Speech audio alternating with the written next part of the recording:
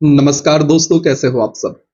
दोस्तों, एमपीपीएससी की सीरीज के इस वीडियो में हमें चर्चा करनी है एमपीपीएससी प्रीलिम्स एग्जाम के पाठ्यक्रम या सिलेबस के बारे में, राज्य सेवा प्रारंभिक परीक्षा के पाठ्यक्रम के बारे में। इस बात की चर्चा तो की जा चुकी है कि जो ये प्रीलिम्स एग्जाम है उसमें दो प्रश्न पत्र या दो पेपर आपके होंगे। एक पेपर होगा सामान्य अध्ययन या जनरल स्टडी का और दूसरा पेपर होगा सीसेट या सामान्य अभिरुचि परीक्षण का। हमें सबसे पहले करना क्या है, प्रीलिम्स एग्जाम के सिलेबस को डिस्कस करना है मुख्य परीक्षा की तैयारी के पहले, क्योंकि जब आप मुख्य परीक्षा की तैयारी करेंगे तब आप मुख्य परीक्षा में ऐसे बिंदुओं को प्रीलिम्स के सिलेबस से कनेक्ट कर पाएंगे जो प्रीलिम्स के सिलेबस का भी हिस्सा है और जिससे प्रीलिम्स में आपको सहायता मिलने वाली है। दोस्तों, जो प्रीलिम्स का सिलेबस है एमपीपीएससी के मुख्य परीक्षा में, उसका बहुत सारा भाग ओवरलैप है, तो आपको मुख्य परीक्षा की तैयारी करते करते प्रीलिम्स की तैयारी का जो खुशी प्राप्त होगी वो लगातार मिलती रहनी है। इस बात से आपको निश्चिंत रहना है। इसलिए कहा जाता है पहले मुख्य परीक्षा की तैयारी करें, ताकि जितनी भी कॉन्सेप्चुअल चीजें हैं वो आप सारी पहले से कवर कर लें और प्रीलिम्स के एग्जाम के समय सिर्फ आपको फैक्ट्स को अपने अंदर समाने की प्रयास करना है, कि दिमाग में बैठाना है और फैक्ट्स को याद करना है। ठीक दोस्तों, विस्तार में सिलेबस से मुझे चर्चा करनी थी और मैंने प्रयास भी किया। 4-5 वीडियो मैंने बहुत डिटेल में सिलेबस के बनाए भी थे, बस मैंने अपलोड नहीं किए क्योंकि बहुत लंबाई उनकी बढ़ रही थी, वीडियो की उनकी लेंथ ज्यादा हो रही थी, तो हो सकता था कि आपको उनको देखने में बोरियत का एहसास होता है, इसलिए फिर मैंने उनको अपलोड नहीं किया। मैं अब अलग से वीडियो बना रहा हूं उस सिलेबस को संक्षिप्त में आपके सामने प्रस्तुत करने के लिए, ताकि एक प्रीलिम्स के सिलेबस को लेकर आपका ओवरव्यू बन जाए। हो सकता है 2-3 वीडियो लग जाए सारे सिलेबस को बताने में, है ना। तो प्रयास रहेगा एक वीडियो में ही सारी चीजें कवर हो, यदि नहीं होती तो फिर हम 2-3 वीडियो का सहारा इस सारी चीज को करने के लिए ले लेंगे। ठीक, हम सभी जानते हैं जो प्रीलिम्स है उसका जो पेपर 1 सामान्य अध्ययन का है वो 10 यूनिट से मिलकर बना है। मतलब जनरल स्टडी का जो पेपर है उसको प्रिपेयर करने के लिए आपको 10 की 10 यूनिट कवर करनी होगी। ठीक है, उन 10 यूनिट की चर्चा हमें अपने वीडियोस के माध्यम से करनी है। दोस्तों, पहली यूनिट है मध्य प्रदेश के इतिहास, संस्कृति एवं साहित्य के बारे में। इस यूनिट के अंतर्गत हमें किन किन बिंदुओं पर तैयारी करनी होगी इसकी चर्चा अब हम कर लेते हैं। तो पहला बिंदु कहता है कि हमें पढ़ना होगा मध्य प्रदेश के इतिहास की जो महत्वपूर्ण घटनाएं थी उनको और प्रमुख राजवंशों को। तो दोस्तों, मध्य प्रदेश का इतिहास तो बहुत बड़ा, जिस प्रकार से भारत का इतिहास शुरू हुआ था उसी प्रकार से मध्य प्रदेश का इतिहास भी है। हम कैसे तैयारी करेंगे, हम बात करेंगे सबसे पहले मध्य प्रदेश के प्राचीन इतिहास की, फिर मध्यकालीन इतिहास की और फिर आधुनिक इतिहास की। प्राचीन इतिहास में हमें क्या पढ़ना होगा, मध्य प्रदेश में पाषाण काल, महाजनपद काल, ताम्र पाषाण युग मध्य प्रदेश में, प्रमुख ताम्र पाषाण कालीन स्थलों की चर्चा हम करेंगे। मौर्य काल, मौर्योत्तर काल, गुप्त काल, गुप्तोत्तर काल, इन सभी काल को समेटते हुए हम मध्य प्रदेश की ऐतिहासिक घटनाओं को कवर करेंगे। फिर जब राजवंश की बात आएगी तो इसी प्रकार से दोस्तों प्राचीन काल, आधुनिक काल, मध्य काल के इतिहास के संबंध में जब उस समय जो जो राजवंश रहे होंगे, जैसे कलचुरी, चंदेल, परमार, तोमर राजवंश, इन सब की चर्चा करते हुए हमें इस टॉपिक को या इस पर्टिकुलर यूनिट में जो इस टॉपिक है उसको कवर करना होगा। फिर बारी आएगी स्वतंत्रता आंदोलन में मध्य प्रदेश के योगदान के बारे में। 1857 का स्वतंत्रता संग्राम, इसकी चर्चा हम करेंगे। मध्य प्रदेश में कहां से शुरू हुआ, नीमच में शुरू हुआ कि नहीं हुआ, कमेंट में बताएं कब शुरू हुआ।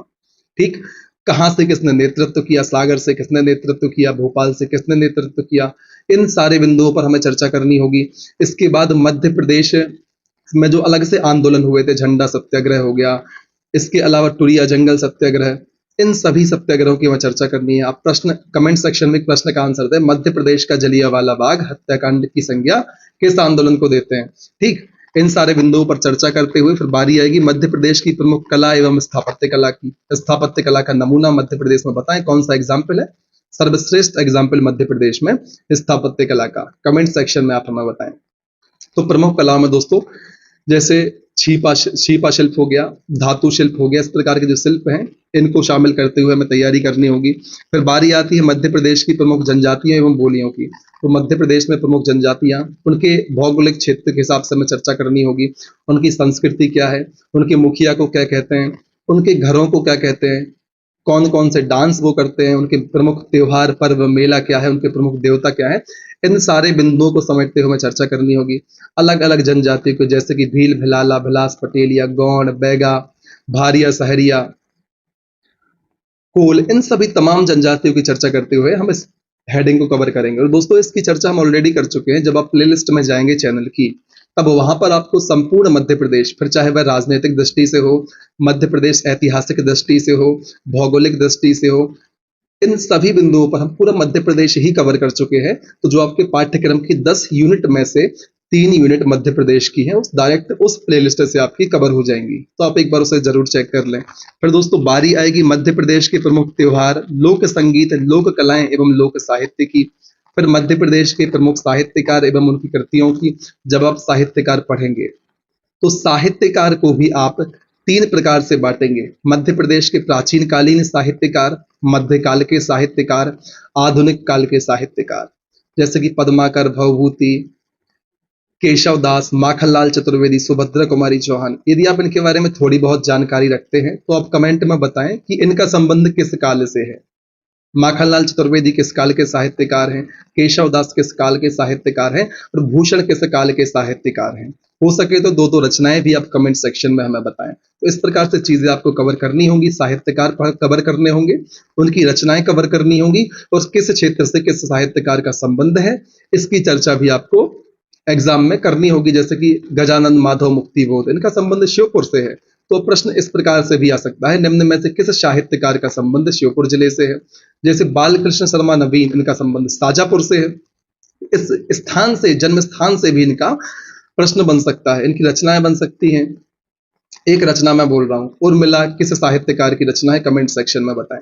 तो इस प्रकार से रचनाएं बनती हैं। किसी साहित्यकार ने किसी अखबार का संपादन किया, किसी पत्र पत्रिका का संपादन किया, वहां से भी प्रश्न बन सकता है। दोस्तों बताएं पुष्प की अभिलाषा किसकी रचना है। ऐसे प्रश्न भी मैं आपसे बीच बीच में पूछता रहूंगा ताकि आप थोड़ा सा अवेयर रहें इन चीजों को लेकर।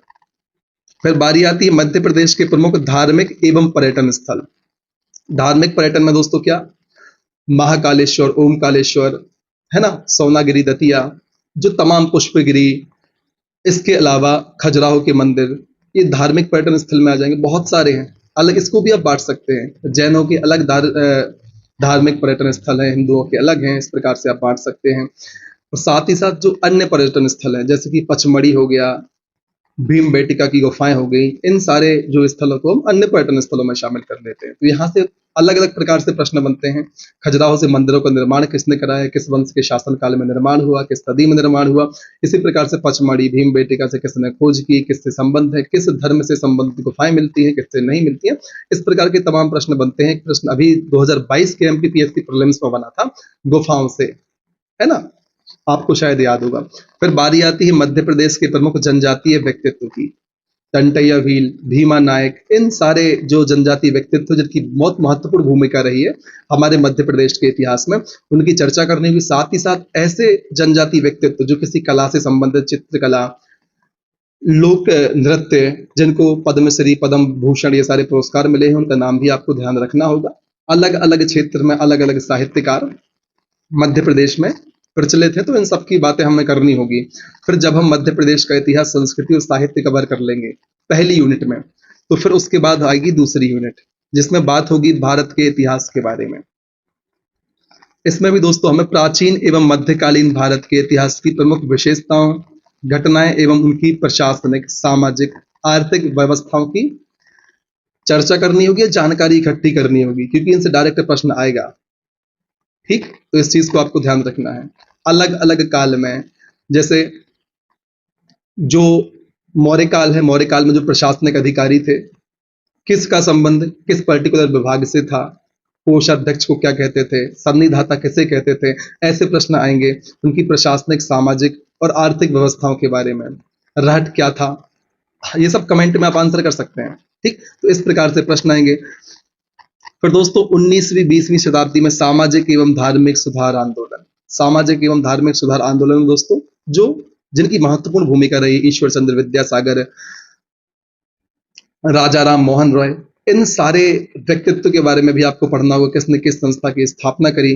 जैसे कि सामाजिक सुधार आंदोलन, धार्मिक सुधार आंदोलन की जो प्रमुख संस्थाएं थी, ब्रह्म समाज, इन सारे बिंदुओं पर आपको चर्चा करनी होगी।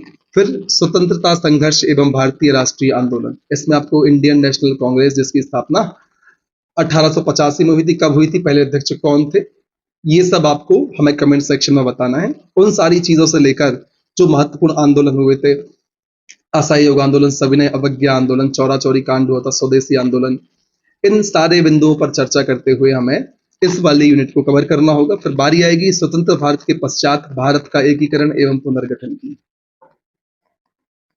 तो दोस्तों कैसे, किसके माध्यम से, किसने बहुत महत्वपूर्ण भूमिका निभाई भारत को एकीकृत करने में, तो वल्लभ भाई पटेल जी का बहुत महत्वपूर्ण योगदान है। पुनर्गठन की बात होगी दोस्तों, समिति बनी थी, एस के धर आयोग बना था, फजल अली आयोग बना था।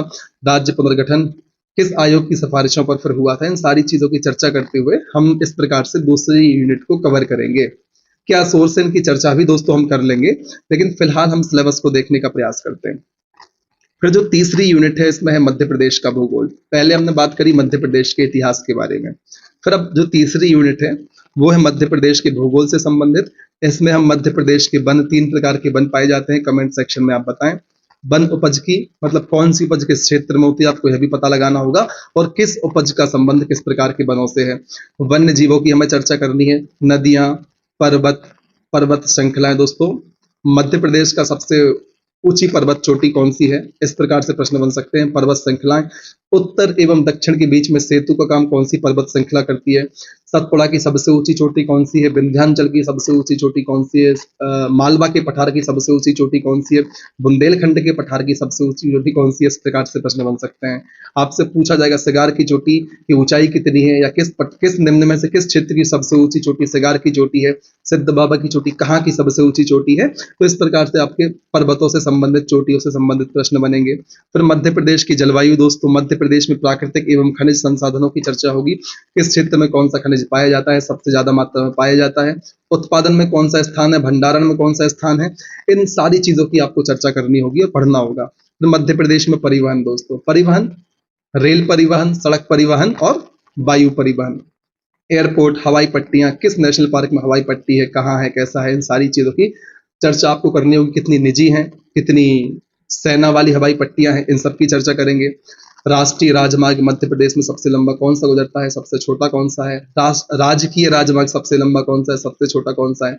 कुल कितने राष्ट्रीय राजमार्ग मध्य प्रदेश से गुजरते हैं, कुल कितने राजकीय राजमार्ग मध्य प्रदेश से गुजरते हैं, इन सारे बिंदुओं पर हमें चर्चा करनी होगी। मध्य प्रदेश में कुल राष्ट्रीय राजमार्गों की लंबाई कितनी है, राजकीय राजमार्गों की लंबाई कितनी है, सबसे ज्यादा सड़क घनत्व वाला जिला कौन सा है, न्यूनतम सड़क घनत्व वाला जिला कौन सा है, लंबाई में सबसे ज्यादा सड़कें किस जिले में है, सबसे कम सड़कें किस जिले में है। इन तमाम चीजों की चर्चा आपको इन टॉपिक्स के अंतर्गत करनी होगी।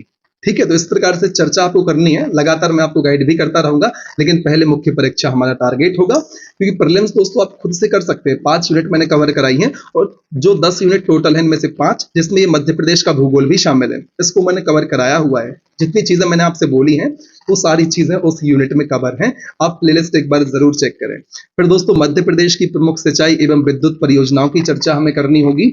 हम जानेंगे कौन सी विद्युत परियोजना किस नदी पर है, क्या डैम का नाम है, कहाँ पर है, ये सारी चीजें हमें पढ़नी होगी। मध्य प्रदेश की पहली परियोजना कौन सी है, गांधी सागर कहाँ पर है, राणा सागर, जवाहर सागर सबसे पहली कौन सी है, 3 की तो आपको क्षमता भी याद रखनी होगी। इंदिरा सागर परियोजना कहाँ पर है, तैरता हुआ सोलर प्लांट कहाँ पर है, ये सारी चीजों की चर्चा हमें करनी होगी, है ना। फिर बारी आएगी मध्य प्रदेश में कृषि की, कहाँ पर किस क्षेत्र में कौन सी फसल उगती है, सरसमा कहाँ ज्यादा होता है, गेहूं कहाँ ज्यादा होता है, गन्ना कहाँ होता है, चावल किस क्षेत्र में होते हैं, कितने प्रतिशत वर्षा चावल के लिए चाहिए है, किस्मों की बात भी आ जाती है, निम्न में से सुजाता किसकी किस्म है, अंकुर किसकी किस्म है। ये सारी चीजें हमें पढ़नी होंगी कृषि और उसकी कृषि आधारित उपज के संबंध में। फिर पशुपालन की बात आएगी तो पशु गणना जो होती है उसकी चर्चा आपको करनी होगी। सबसे ज्यादा मध्य प्रदेश में क्या पाया जाता है, गाय, भैंस, बकरी, कमेंट में बता दें आप।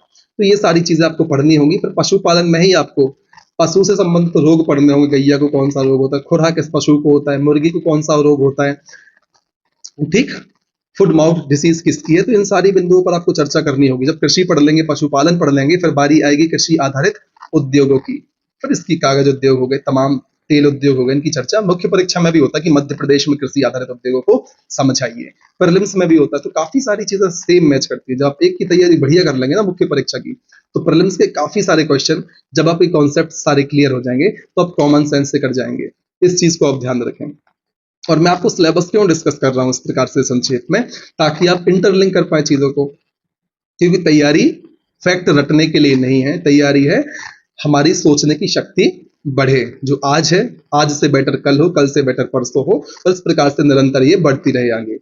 दोस्तों हम इस प्रकार से सिलेबस डिस्कस क्यों कर रहे हैं, ताकि जब आप मुख्य परीक्षा की तैयारी करेंगे तब आप मुख्य परीक्षा के सिलेबस से प्रीलिम्स को कनेक्ट कर पाएं और मुख्य परीक्षा जब हम कवर कर लेंगे। फिर जब आप प्रीलिम्स के लिए फैक्ट्स याद कर रहे होंगे, जब आपका प्रीलिम्स नजदीक होगा उस समय आप प्रीलिम्स पढ़ेंगे तो फिर आप मुख्य परीक्षा से कनेक्ट करेंगे कि यार ये नया करंट अफेयर का फैक्ट मैंने पढ़ा है, यार ये GS3 के इस एनवायरमेंट वाले सेक्शन में कंफ्यूजन का काम कर सकता है, इसको हम इंट्रोडक्शन में डाल सकते हैं। तो इस प्रकार से चीजों को आप रिलेट करने लग जाएंगे। इसलिए दोस्तों प्रीलिम्स मेंस की तैयारी अलग अलग नहीं होती, साथ में होती है। फिर जो एग्जाम नजदीक होता है उसके आधार पर हम लास्ट के 2-3 महीने में तैयारी को स्पीड बढ़ा देते हैं, ताकि वो स्पेशली फिर हम उस एग्जाम पर फोकस हो जाए, चाहे फिर वो प्रीलिम्स हो या मेंस हो। तैयारी तो एक साथ होती है, इंटरव्यू तो अलग है ही नहीं दोस्तों। तैयारी करते करते आप चीजों को जानते हैं, समझते हैं, आपकी विचार करने की क्षमता बढ़ती है। जो नॉलेज हम प्राप्त करते हैं, तैयारी करते हैं, वो फैक्ट रटने के लिए नहीं करते हैं, समझदारी बढ़ाने के लिए करते हैं, ताकि हमारी जो विचार करने की क्षमता है वो बढ़ सके, हम अलग नजरिए से चीजों को देख पाए, बढ़िया तरीके से सोचने समझने की, चीजों को इंटरलिंक करने की हमारी जो क्षमता है वो बढ़ जाए। हम पढ़ते हैं जब, तो पढ़ने के बाद हमें उन चीजों को मनन करना है ताकि हम चीजों को रिलेट कर पाए, क्योंकि दोस्तों सारी चीजें आपस में जुड़ी हुई हैं। जो ऐतिहासिक घटनाएं हुई हैं उसके पीछे भी ज्योग्राफिकल कारण हुए हैं। पानीपत का युद्ध पानीपत में ही क्यों हुआ, ऐसे कारण है। भूगोल से इतिहास जुड़ा हुआ है, इकोनॉमी से भी इतिहास जुड़ा हुआ है। ये सारी चीजें जो ऐतिहासिक घटनाएं हैं, इन सब के पीछे भौगोलिक एवं आर्थिक कारण बहुत महत्वपूर्ण भूमिका निभाते थे। इन सारी चीजों की चर्चा इसी विश्लेषणात्मक माध्यम से हमें आगे करनी है, बस आपको निरंतर साथ बने रहना है। दोस्तों इस वीडियो में हम इन 3 यूनिट की ही चर्चा करेंगे, चौथे, पांचवें, छठवें, सातवें अगले वीडियो में हम कवर कर लेंगे। तब तक के लिए आपको बने रहना है। यदि सीरीज आपको अच्छी लगती है तो कमेंट सेक्शन में जरूर बताएं, क्योंकि बहुत लंबा जाने वाला है हमारा ये कारवां। हमें सारा मेंस कवर करना है, तो 200, 300, 400, 500 पता नहीं कितने वीडियो में सारा मेंस कवर हो पाएगा। तब तक यदि आप चाहते हैं कि मैं इसी एनर्जी के साथ आपके लिए पढ़ाता रहूं, तो आपका सपोर्ट बहुत जरूरी है। आप हमें कमेंट सेक्शन के माध्यम से वीडियो को लाइक शेयर करके हमारा मनोबल बढ़ा सकते हैं। चैनल को सब्सक्राइब भी करें, आपका सपोर्ट हमारे लिए बहुत बड़ी भूमिका निभाएगा इस सीरीज को अंतिम मुकाम तक पहुंचाने में। तो बस इसी प्रकार से बने रहे हमारे साथ, लगातार मेहनत करें और तब तक नहीं रुकना है जब तक कि आपको आपका लक्ष्य प्राप्त नहीं होता। जय हिंद, वंदे मातरम।